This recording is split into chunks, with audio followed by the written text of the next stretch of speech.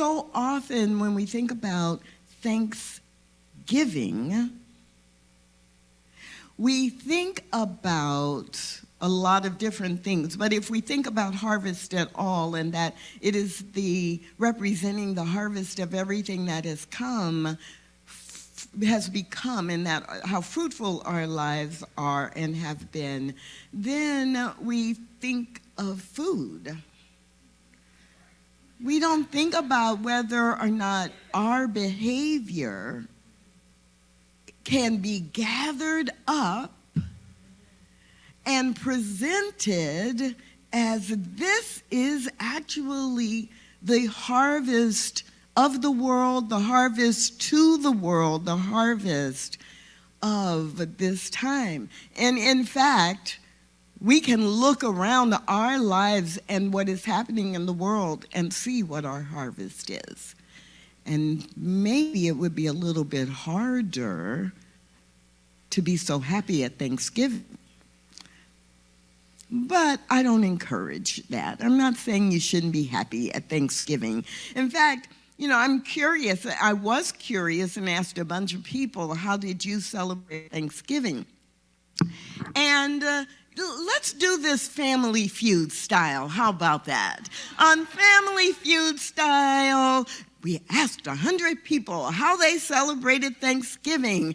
And Cindy Young is coming up in her seat, but coming up theoretically to the microphone to represent her family. And let's say that Brian is coming up to represent the family that he is representing. So, how did you celebrate Thanksgiving? 100 people said with turkey. 100 people said with love. Neither one of you got anything that was, well, kind of in the top 5. So we'll have to give it to Team Cindy over here. Food. So turkey is a part of that. Family would give you love. Although I don't know about some of the stories I heard about you being with family over Thanksgiving. I'm not so sure that you were remembering. I love my family. Football. Yeah, some of you, how many of you watch the Macy's Day Parade or the Thanksgiving Parade? Look at those hands go up. And online, I know you're putting Y or yes in the chat because you celebrated food or family or Thanksgiving or football. And a lot of people said, we're going to a movie. We're going to have dinner and then we're going to a movie. Or after the football game, we're streaming a movie and the whole family is going to watch. So I don't know. Did you celebrate in any of these 5 ways? And then the roundup 5, these would have probably been in the bonus round if we were actually playing Feud. A number of you were right here in this room or watching like me online Thursday morning for spiritual service, spiritual community, spiritual practice, or telling or hopefully retelling the Thanksgiving origin story and educating people about what really happened, not what you were taught in 2nd or 3rd grade. Many people, raise your hand if you posted on social media somewhere something that you were grateful for. 5 people? Wow, you were too busy with food and family to post on social media. I got it. Spending time in nature, a few people said, and a few people said they just took the day to rest, hibernate.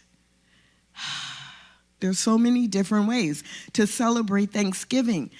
And all the ways are important. But my question for you today is, how are you not just giving your gratitude, but how are you living your gratitude? How does your living reflect that you are grateful for all you have and all you are? This is a really important question. And I can't take credit for, creating the word Thanksliving, but I've been using it for about 10 or 11 years. Every time and every year, posting things about Thanksliving or taking it into my own personal spiritual practice. And the reason for that is, as Dr. Petra talked about on Thursday, we often tell others thank you. And when we do that, we are saying thank you to someone for what they have done. We are saying thank you to the experience. And that is not wrong. That is a part of giving our thanks to those who influence our lives, to those who put a smile on our faces, to those who are actually, in their own way, living their gratitude or helping to create more gratitude in the world. If someone is the harvest of gratitude, and they do or say something that has a positive impact on you, absolutely. One way of being thankful is to be thankful to them. When we journal, we are often capturing that which we are grateful for. Sometimes we will put in our journal, oh, I'm really happy that this person did something. But often we're capturing in our gratitude list what we are grateful for. And so much of that requires us to look beyond the human experience and to ground ourselves in the spiritual or the divine experience. And so when I write down what I am thankful for, I am combining my gratitude to and my gratitude actually to spirit and how it shows up in my life and in the world. But it is I'm grateful for. Grateful for. And it's often not attached to an individual person. So can you see or feel the distinction between those two things? Both of them are part of Thanksgiving, and I want to encourage you to just be more consciously aware of when I am being grateful to the music team for the magic it creates in the words and the music and the energy and the delivery and all that they each individually and collectively bring. And I am grateful for the impact that music has on my life. I am grateful for harmony. I am grateful for the way that different notes come together in order to touch my very soul. I am grateful for spirit creating this way of communication that has been so perfectly delivered by the team. So, guess what? You don't have to choose between them. But I encourage you to be conscious of which one because it changes your mindset and has the opportunity, gives you the opportunity to reflect on what's in your consciousness. So many of you may think, okay, I'm going to send a thank you note or a greeting card to someone you're grateful to or for. And that could be either way. I'm grateful to Bert Hedden and Cindy Thomas for the way they have supported me and engaged with me over the years, right? I'm grateful to them. I'm also grateful for them because of the way they show up in this community, in the eQuest community, and the impact that they have with all the people they interact with. I'm grateful for that example or that mental equivalent of Spirit's love, Spirit's generosity in the world. And I can look at them and go, oh, that's what that looks like. It's not what they're doing for me. It's how they are in the world. So you could be writing a thank you note or sending a greeting card to someone, and it could be to them, thankful to them, or it could be I'm thankful for them and the way they show up in the world. You could take an opportunity, if you were stepping into Thanksgiving, you could take the opportunity to share specific feedback. You know, it's easy. It's easy to say, oh, thank you. Thank you. In fact, there are actually several studies, and I was reading the report from one of them a few days ago. And it was comparing gratitude processes and practices in different countries around the world. And in that report, they said that in the United States, we say thank you more than any other nation. It says that we say thank you so much that we don't mean it half the time. That it is just, it comes out of our mouth. Like, have a nice day comes out of our mouth. But we don't really mean, Kathy, I really want you to have a nice day today. How can that happen? Right? I just say, hey, Kathy, have a nice day. And it's not that I don't mean it, but it's not a conscious and intentional. So this report talked about how in so many other cultures, in so many different countries, they rarely say thank you. The words thank you in their language. And they almost never say thank you to someone in their family who does something nice.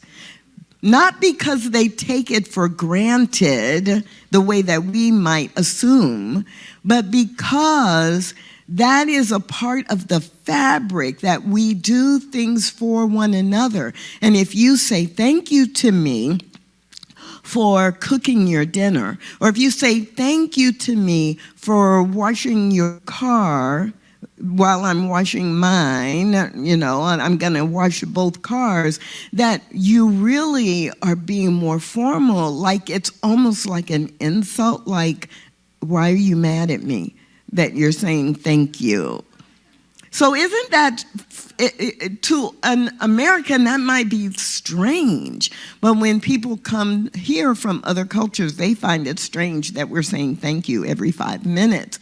So that's why in this Thanksgiving tip, I say take the opportunity to provide specific feedback to someone who provides excellent service. Now that might be a stranger, a cashier in a grocery store that has just been super friendly.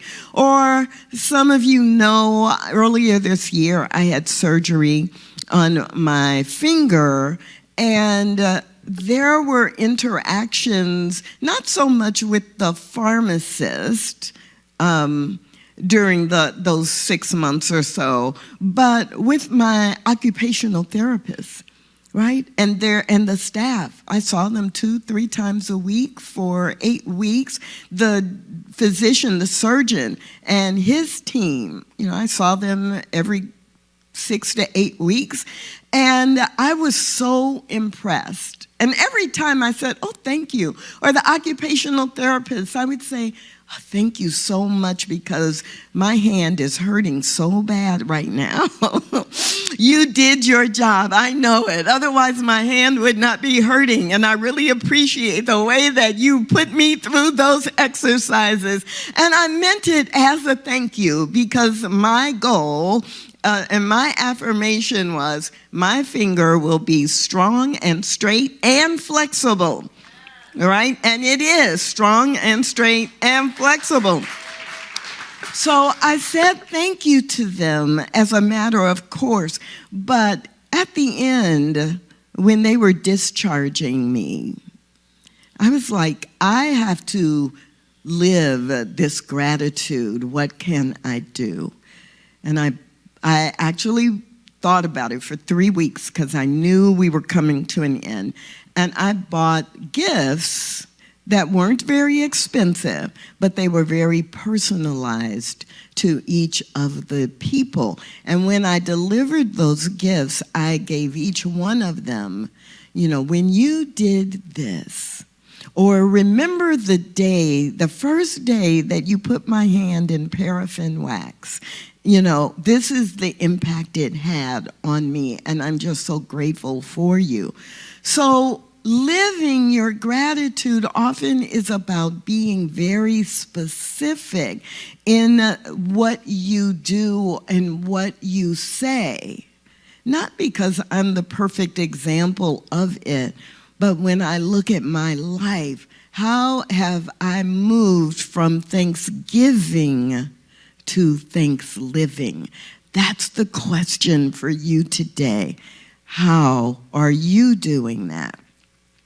Some of you have been following me on Facebook, and this month I'm giving 30 tips of things you can keep in mind to move from Thanksgiving to Thanksliving.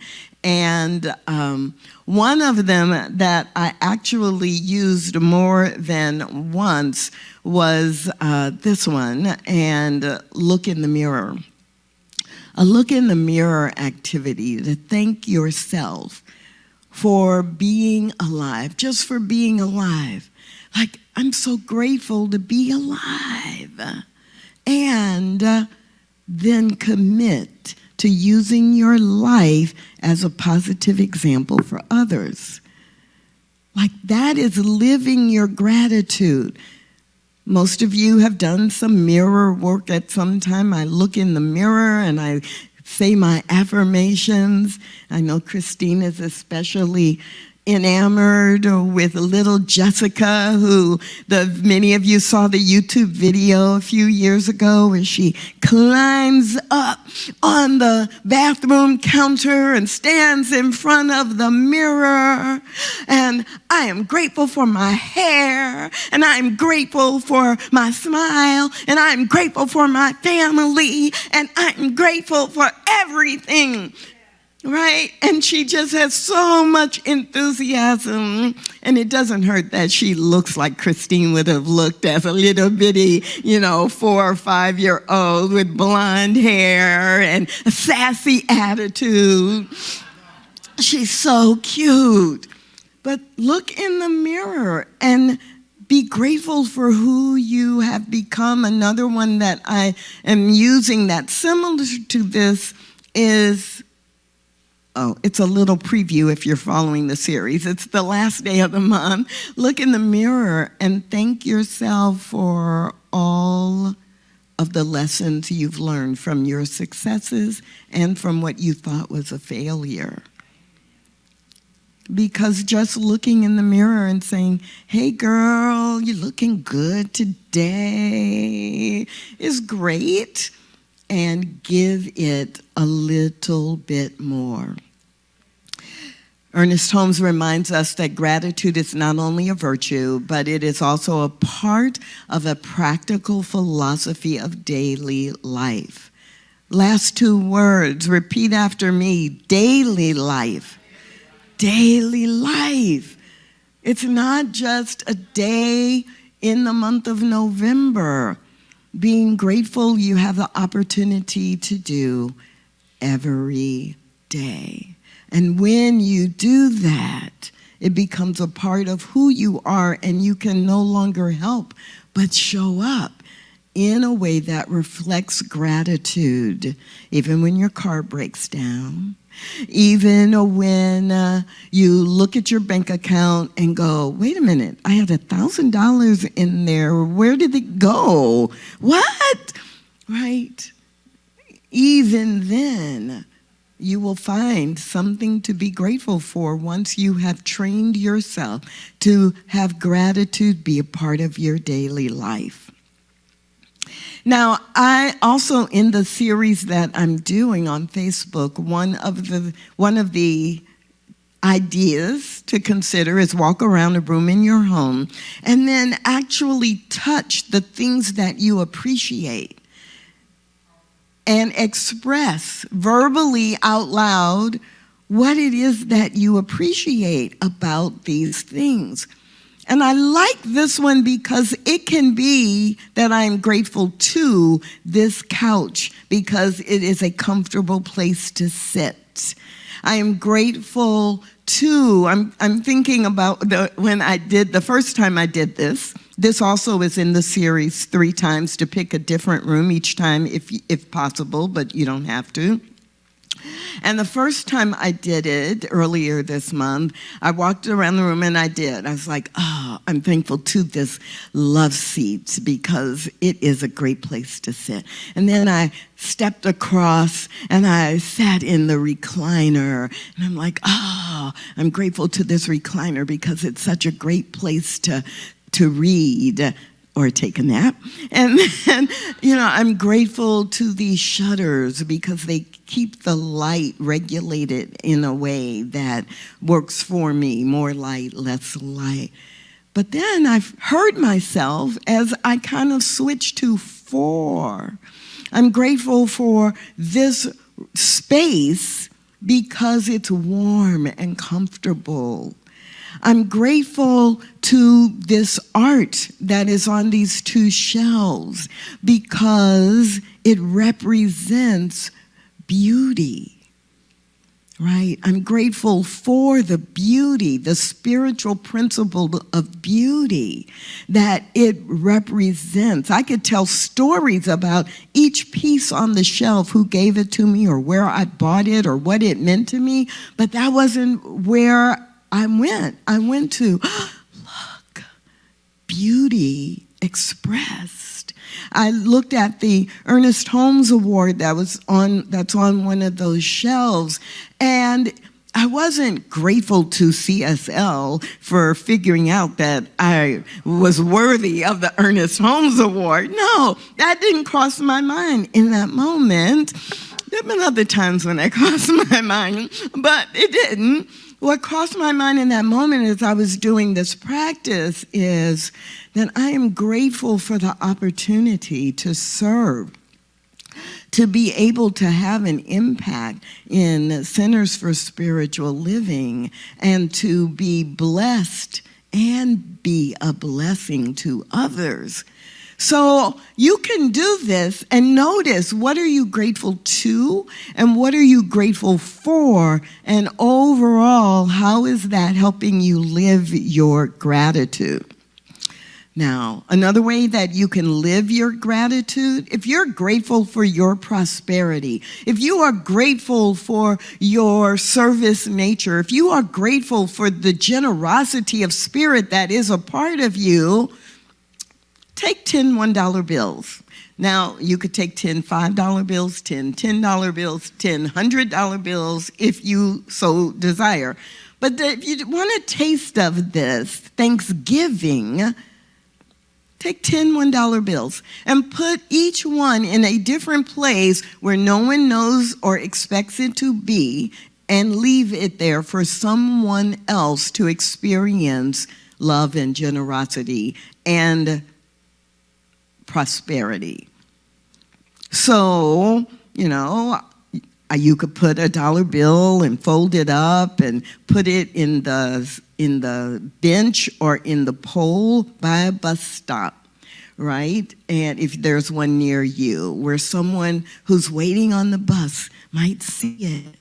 Or you could go into the CVS or the Walgreens or the pharmacy at your big box store, and you could take a dollar bill and stick it between the Advil and the Aleve, because somebody's having a headache or a bad day, and they pull out the box and they find a dollar bill. Wow. Now, don't stand around and wait to see who's going to discover that dollar bill. Because, no, you're giving. You're giving. You know that it's going to have a positive impact. You are giving.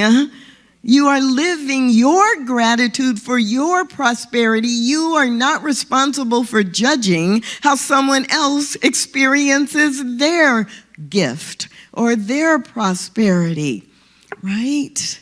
You could go to, if you're at an in-person meeting or event, right? You could put a dollar bill on the floor, under a chair or in front of a chair, and let somebody discover it. There are so many creative ways, and because it's a $1 bill, you're not going to get so caught up in, I got to see what happens. I wish I could take credit for this idea. I always, when I share this idea verbally, I always give credit to a man whose name I don't remember, but he lived in Houston, and he had a website that he started called Give Away $1 a Day. It's no longer active, I checked. Give away $1 a day. And it was a prosperity practice, and the goal was to commit to 30 days, or if you were really challenging yourself, to commit to a year. And I committed to a year because at first I was like, oh, I don't know if I can do this, but I'll do it for 30 days. And then I was like, wait, $1 a day, $365. And it was a year where financially I was in good shape. And I was like, $365 a day, a year, that is not a whole lot of money. And I'm only doing it $1 at a time. So every month I would, get $30 or $31 or $28, and I'd put them in an envelope and I would keep them in my car. And every day I would find some place some public place to leave a $1 bill. And it shifted so much for me that I still do it or think about it when I'm thinking about how will I live my gratitude, not just give it verbally. So another thing that you can do that many of us have done, or it's been done maybe as a part of a class or a retreat that you've been in, when we eat mindfully, we are demonstrating that we are grateful for the complexity of our human body, right? I'm so grateful for my digestive system and how it works. I don't know. I don't really understand how it works. I don't know how to build a digestive system from nothing. It is one of the ways that I am always reminded that there is an infinite intelligence that knows a whole lot more than I do. That it could create a human body that has all these different systems and organs, and the digestive system works. And when it doesn't work, I'm shocked. And then I'm mad because it's just supposed to work. Or I learn what not to eat so that it will work. So eating mindfully can be a way that I am living my gratitude beyond the day of Thanksgiving and in my daily life. Biblical scripture, 2 Corinthians book 9, verse 11. You will be made rich in every way so that you can be generous in every way. We teach you can have any and everything that the universe has available. There is a power for good, and you can use it. But those riches, not just money, joy and peace and beauty and wholeness, you will be made rich in all of these, not so you can gloat, not so that you can go on TikTok or Instagram and show how fabulous you are, but so that you can be generous in the way that you represent Spirit in action. So how are you living your gratitude? If you're online, actually put in the comments, what are some of the ways that you are living your gratitude? If you are in the room, think about what are some of the ways you are living your gratitude? And for the few of you who need a little bit of help, would you like to have 3 things that you need? 3 tips, 3 requirements for living your gratitude? I'm so glad you know that was not a rhetorical question. Because I could just skip the next few slides. So, number 1, you must have acceptance in order to receive the gifts that are available to you. Ernest Holmes teaches us that no gift is complete until it is received. Ernest Holmes, in Living the Science of Mind, I want to say it's on page 393, but don't hold me to that, gives the example of we must create a receiving center because the gift is not actually received until it's not complete until we receive it. So I must accept my good. I must accept that there is something to be thankful for or someone to be thankful to. Tecumseh, the Native American tribal leader, said, if you see no reason for giving thanks, the fault lies in you. Because there is always something to be thankful for, and always, I promise you, always someone to be thankful to. Acceptance, I receive it, I acknowledge it. I must be willing to acknowledge the good that I have accepted.